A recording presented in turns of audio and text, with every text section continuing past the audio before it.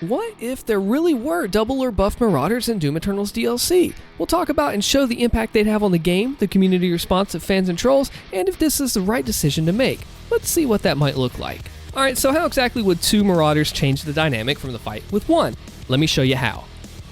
Have your Marauder here, your normal. He does his axe, his super shotgun, sends a dog, dashes, you name it. You've fought him a million times already.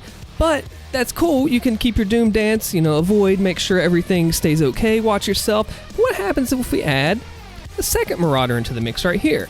Well, things are suddenly looking a little worse now. So, now you have 2 to fight and go between. You have double the axes, double the dogs, the quadruple shotgun. So, how's it actually going to change the battlefield? Well, first of all, having 2 axes thrown at you, even if they are side by side like this, is pretty scary and it feels a lot different. See, normally, you go up to Marauder, you go and you do your ballista, super shotgun ballista, and you can get really close to get that extra pellet damage in. Well, when you have 2 coming at you like this, and one of their eyes flashes green, and then the other one is back here shooting, you have to go in, back away, and then kite them properly.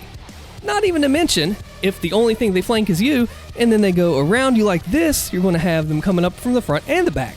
So ideally, you would want to take them both head on, which they're probably going to do anyway because that's what they like to do whenever their AI tells them to do that. How will the dog strategies change? You have 2 coming at you at once. Well, usually you do super shotgun. Yeah, that might work. Ballista, probably not. What about a heat blast? You ever use that on the dog? Heavy cannon, plasma, track him down like that. 1 heat blast will take him down.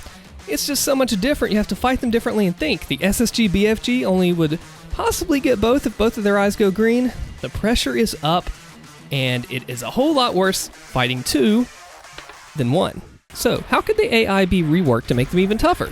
Well, firstly, we talked about flanking, where one of them goes from the front and the other from the side or behind, forcing you to look in all directions and focus your attention everywhere, not to mention on all the other enemies too. Well, maybe they could be actually communicating battle mode style. One of them distracts from afar, the other one sneaks up on you, sends in a dog if his shield is hit, and using their abilities to maybe try and kite you rather than just simply charging you head on or taking your bait when you take them from mid-range or further back, and really just putting a human element into that AI, if that were even possible. And it would be pretty cool, wouldn't it? Let me know what you think. So what about the community perception? Let's start with the diehard fans and the casuals, and then we'll get to the others. See, there's a reason that it is doing this. We'll talk about that here in a second. Well, the DLC is made to be harder. Fans want that extra challenge. I mean, they conquered the solo Marauder, even the Necromorph Whiplash one, and they want to test their abilities even more. Having 2 on the battlefield will shake you up, system shock, and force you to adapt or die, especially if it's the added pressure of Ultra Nightmare. Casual fans, they'll probably go both ways. Some are going to welcome the challenge, they're going to look forward to the improvement, the challenge, seeing if they can conquer 2 now that they've done 1, and others, they might be upset because they feel that 1 is enough and that 2 is maybe a little unbalanced and unfair to the player. Alright, and here's the thing, the DLC is going to be harder, and that's good. It knows that the players want the challenge, they want to try new things and test new skills. But that's also going to be the same fuel that sets this fire ablaze like gasoline on it, because the headlines are going to come. Id Software ruins DLC. What kind of design is 2 Marauders? They're ruining the game. It's going to come, it's going to happen. But here's the thing that you can't forget. You can't please everybody, and the sooner that you learn that, the happier you're going to be all around. They know what their goal is. It knows what the players want, they know what they want to design. They know who they are tracking down, and it's not the people that are doing their thing all over there, talking about how it ruins it. They'll take that criticism and listen to the players, as they have shown many times before, but they know who they're making the game for, they know what they're going for, what we like, and that's what is going to happen. I'm excited and ready. It's going to be tough, but I welcome and bring on that challenge. And are you ready? And now the question we have to ask ourselves is this too much? No, I don't think it is. Especially if it's in a big arena where you can keep the Doom dance intact, monkey bars and meat hooks, dashing and ballista boosting, chaining those together from one end to the other, fodder for resources or even heavies, or maybe even some super heavies. As long as they check and balance everything, as they will do, they test it thoroughly, I think it'll be fine. The buffed Marauder that we're going to talk about next may be a little more controversial though. Here's why. So what exactly is different with the buffed Marauder? Well, the movement speed is super obvious. He just jolts toward you so fast. It is insane just to see how much he speeds up. So you have to dash back, Ballista Boost back, just get out of the way. He is also more aggressive on top of that. When he sees you and targets you, he's after you, man. It's over if you don't do something about it, because the damage that is done by this guy is immense. Like, you can just see how fast you die from it. You have no mercy. There's no limit, almost. The attack windows feel a little different, too. I'll tell you, what I mean here in just a second about that. It's a little different. The wolf feels pretty close, but with all this together on top of it all, it is insane. Alright, so what do I mean by the attack windows? Well, I just felt like that I could not get the same amount of hits in until I got that initial hit to falter, and then I could do okay. See, he would just dash towards me with his shield still up. Not the same thing as running, me baiting him and luring him into that green eye flashing axe swing. It could just be me, but I felt like I had a little bit of a tougher time baiting out that flash for the initial hit. And once I got that initial hit, I was a little okay, but I still had to be even more on my toes, because whenever he came out of that falter, I had to be out of there.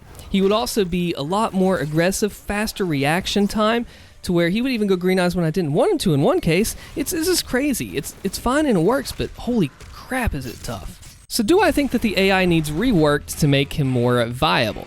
Well, here's the thing. We know he's going to be in a smaller room. We'll talk about that here in the buff totem in a second, but it's going to require a different strategy. People said at first the regular Marauder would be a run-ender for Ultra Nightmare, and since then we've learned how to deal with him and handle him. It's going to be the same exact way for this guy, except we've already got a little bit of an advantage since we know what he is about, how he attacks, and it's not just completely fresh and new.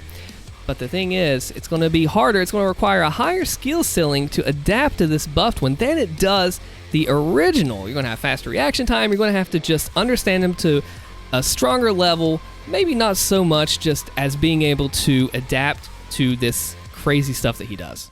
So how will this totem affect the Marauder fight? See, normally you can just memorize where the buff totem is, run up and destroy it, even though a buff Marauder is chasing after you, which would make things a lot tougher. But having to kill the Marauder first means that you can't just do that, run up and disable. Even if you know the location, just like all the others, it's going to be gated behind him. See, a lot of Ultra Nightmare and Nightmare play lies heavily with the memorization and efficiency of your tactics.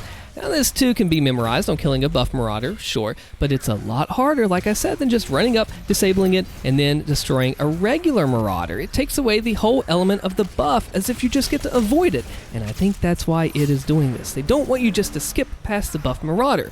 And hey, what about the other enemies too? Now, like I said, faster speeds have to be considered with your reaction time, even though the standard SSG Ballista combo should be fine. More will probably be found as we go on along. I mean, just the reaction time in general from him and what you're going to need is insane, and if you're hit, you got to get away and heal quickly. I mean, he can falter you in a sense, so you better have a getaway plan whenever you recover from that. Now, will this small room be a problem, and why? Well, the Doom Dance is going to be harder. That's kind of the point of the small room. Sure, they're going to balance it, give us the monkey bars, and the different ways to get around the arena, but you can't just fly around like a big open arena in Terrace Nabad. Or even with monkey bars, it's still just maybe going to be a little different if you're inside. So a Ballista Boost, it'll take you probably clear across the arena like in Ark. You can't chain them together off of a ledge. You are more severely limited on where you can go and what you can do. And if the Torment Battle Mode map is any indication of that, it might be a little cramped or tight just from that vibe alone. So kind of think about what you're wanting to see when this all comes together and think of what small room really means. It's going to be a challenge, that's for sure. Okay, so is this too much? No, if it's managed properly. Because you think about it, you're taking one of the top tier enemies and you're making them even tougher. You have to consider the player still needs a way to dispatch of them, which we already know how to do with the Marauder, but it's just going to raise that skill ceiling and make things a little bit or a lot tougher. As long as it's carefully done, as long as that small room is balanced and all of the encounter has a way to get through it successfully, which id Software will do, they test and they care about this stuff, then we're fine. Like I said, Ark was said to be a run-ender for the regular Marauder. Now we know how to deal with that. We'll figure this out too. We already have the advantage and an upper hand. We'll figure out strats for the arena, for the enemy, and it'll be okay. Let me know what you think in the comments, and be sure to subscribe to the channel or follow me on Twitch if you like the video. I got a blindfolded Marauder kill here, and then some more analysis that you might like if you enjoyed this. My name's Austin. Thank you for watching. See you in the next one.